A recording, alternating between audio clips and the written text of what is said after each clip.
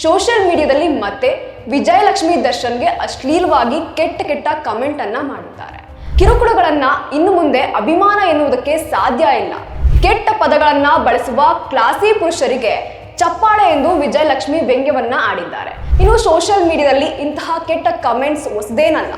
ಎಲ್ಲಾ ನಟ ನಟಿಯರು ಸಹ ಇದನ್ನ ಎದುರಿಸ್ತಾನೆ ಇದ್ದಾರೆ. ಈ ಬಗ್ಗೆ ಮಾಧ್ಯಮಗಳಿಗೆ ಪ್ರತಿಕ್ರಿಯೆ ನೀಡಲು ನಿರಾಕರಿಸಿ ಅಲ್ಲಿಂದ ನಿರ್ಗಮಿಸಿದ್ರು. ಇತ್ತೀಚೆಗೆ ಸುದೀಪ್ ಬಗ್ಗೆ ಕೂಡ ಕೆಲವರು ಅಶ್ಲೀಲ ಪದಗಳನ್ನ ಬಳಸಿ ಕಮೆಂಟ್ ಮಾಡಿದ್ರು. ಹಾಯ್ ಹಲೋ ನಮಸ್ಕಾರ, ನೀವು ನೋಡ್ತಾ ಇದ್ದೀರಾ ಸ್ಪೀಡ್ ಪ್ಲಸ್ ಕರ್ನಾಟಕ. ನಾನು ಸುಷ್ಮಿತಾ ನಟರಾಜ್. ದಿನೇ ಸೋಷಿಯಲ್ ಮೀಡಿಯಾದಲ್ಲಿ ಕೆಟ್ಟ ಕಮೆಂಟ್ ಮಾಡುವವರ ಸಂಖ್ಯೆ ಹೆಚ್ಚಾಗ್ತಾನೆ ಇದೆ. ಈ ಹಿಂದೆ ರಮ್ಯಾಗೂ ಸಹ ದರ್ಶನ್ ಫ್ಯಾನ್ಸ್ ಅಶ್ಲೀಲ ಪದಗಳನ್ನ ಬಳಸಿ ಅಶ್ಲೀಲವಾಗಿ ಬಾಯಿಗೆ ಬಂದಂತೆ ಕಮೆಂಟ್ ಅನ್ನ ಮಾಡಿದ್ರು. ಅದರ ಬಗ್ಗೆ ರಮ್ಯಾ ಅವರು ಸಹ ಪೊಲೀಸ್ ಠಾಣೆಗಳಲ್ಲಿ ದೂರನ್ನು ಸಹ ದಾಖಲಿಸಿದ್ರು. ಇಷ್ಟೆಲ್ಲ ಆದ್ರೂ ಸಹ ಇದೀಗ ಸೋಷಿಯಲ್ ಮೀಡಿಯಾದಲ್ಲಿ ಮತ್ತೆ ವಿಜಯಲಕ್ಷ್ಮಿ ದರ್ಶನ್ಗೆ ಅಶ್ಲೀಲವಾಗಿ ಕೆಟ್ಟ ಕಮೆಂಟ್ ಅನ್ನ ಮಾಡಿದ್ದಾರೆ. ಇನ್ಸ್ಟಾಗ್ರಾಮ್ನಲ್ಲಿ ಅಸಭ್ಯ ಪದಗಳನ್ನ ಬಳಸಿ ನಿಂದಿಸಿದ್ದಾರೆ. ಇದರ ಬಗ್ಗೆ ವಿಜಯಲಕ್ಷ್ಮಿ ದರ್ಶನ್ ಅವರು ಪ್ರತಿಕ್ರಿಯಿಸಿದ್ದು, ಕ್ಲಾಸ್ ಫ್ಯಾನ್ಸ್ ನಿಮ್ಮ ಸ್ಟ್ಯಾಂಡರ್ಡ್ ಏನು ಎಂದು ಸಾರ್ವಜನಿಕವಾಗಿ ಪ್ರದರ್ಶಿಸಿದ್ದಕ್ಕೆ ಧನ್ಯವಾದಗಳು. ಈ ಖಾತೆಗಳ ವಿರುದ್ಧ ಪೊಲೀಸ್ ಠಾಣೆಯಲ್ಲೂ ಸಹ ಇದೀಗ ದೂರುಗಳು ದಾಖಲಾಗಿವೆ. ಕಿರುಕುಳಗಳನ್ನ ಇನ್ನು ಮುಂದೆ ಅಭಿಮಾನ ಎನ್ನುವುದಕ್ಕೆ ಸಾಧ್ಯ ಇಲ್ಲ. ಕೆಟ್ಟ ಪದಗಳನ್ನ ಬಳಸುವ ಕ್ಲಾಸಿ ಪುರುಷರಿಗೆ ಚಪ್ಪಾಳೆ ಎಂದು ವಿಜಯಲಕ್ಷ್ಮಿ ವ್ಯಂಗ್ಯವನ್ನ ಆಡಿದ್ದಾರೆ. ಇನ್ನು ಈ ಲಿಸ್ಟ್ ನಲ್ಲಿ ಕೆಲ ಹೆಣ್ಣು ಮಕ್ಕಳು ಸಹ ಇದ್ದಾರೆ. ವಿಜಯಲಕ್ಷ್ಮಿ ದರ್ಶನ್ ಬಗ್ಗೆ ಕೆಟ್ಟದಾಗಿ ಕಮೆಂಟ್ ಮಾಡಿದ್ದಾರೆ. ನಾನು ಮೌನವಾಗಿ ಕುಳಿತು ಇದನ್ನ ಹೀಗೆ ಬಿಡೋದಿಲ್ಲ. ಇದು ನಿಮ್ಮ ದಿನನಿತ್ಯದ ಕಾಯಕ ಆಗಿರ್ಬೋದು. ಮುಂದಿನ ದಿನಗಳಲ್ಲಿ ದೇವರು ನಿಮ್ಗೆ ಒಳ್ಳೇದ್ ಮಾಡ್ಲಿ.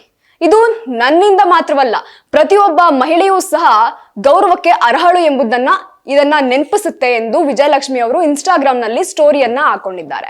ಅಷ್ಟೇ ಅಲ್ಲ, ಹಲವು ಕಮೆಂಟ್ಗಳ ಸ್ಕ್ರೀನ್ ಶಾಟ್ ಗಳನ್ನು ಸಹ ವಿಜಯಲಕ್ಷ್ಮಿ ಅವರು ತಮ್ಮ ಖಾತೆಯಲ್ಲೂ ಸಹ ಇದೀಗ ಹಂಚಿಕೊಂಡಿದ್ದಾರೆ. ಅದರಲ್ಲಿ ಬಳಸುವಂತಹ ಪದಗಳನ್ನ ಕೂಡ ಪ್ರಕಟಿಸಲು ಸಾಧ್ಯವಿಲ್ಲ.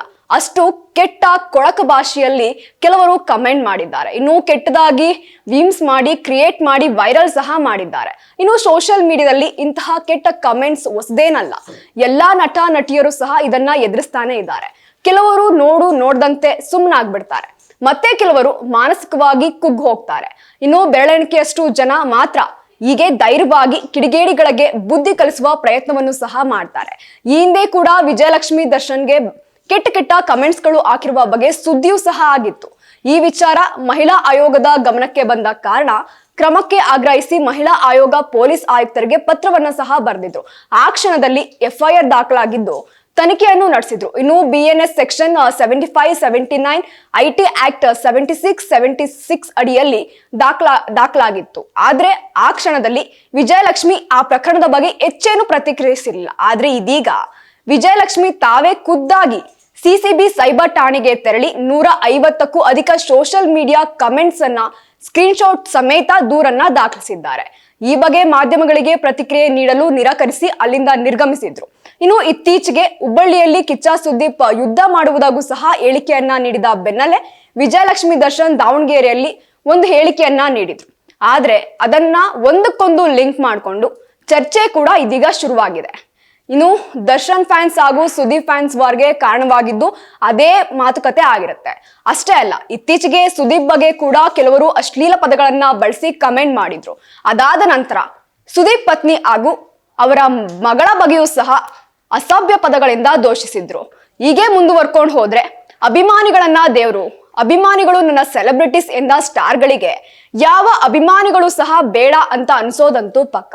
ಅಥವಾ ಹೀಗೆ ಮುಂದುವರ್ಕೊಂಡು ಹೋದ್ರೆ ಜೈಲಿಂದ ಇರುವಂತಹ ಕಂಬಿಗಳಿಂದ ನಿಂತು ಎಷ್ಟು ಕಂಬಿ ಇದೆ ಅಂತ ಎಣಿಸ್ಬೇಕಾಗತ್ತೆ. ಒನ್ಸ್ ನೀವೇ ಥಿಂಕ್ ಮಾಡಿ ನೋಡಿ ಯಾವ ರೀತಿ ಇರ್ಬೇಕಾಗತ್ತೆ ಅಂತ. ಇದಾಗಿತ್ತು ಈ ಕ್ಷಣದ ಸುದ್ದಿ. ಮತ್ತಷ್ಟು ಸುದ್ದಿಗಾಗಿ ನೀವು ನೋಡ್ತಾ ಇರಿ ಸ್ಪೀಡ್ ಪ್ಲಸ್ ಕರ್ನಾಟಕ. ನಿಮ್ಮಿಂದ ನಿಮಗಾಗಿ ನಿಮಗೋಸ್ಕರ.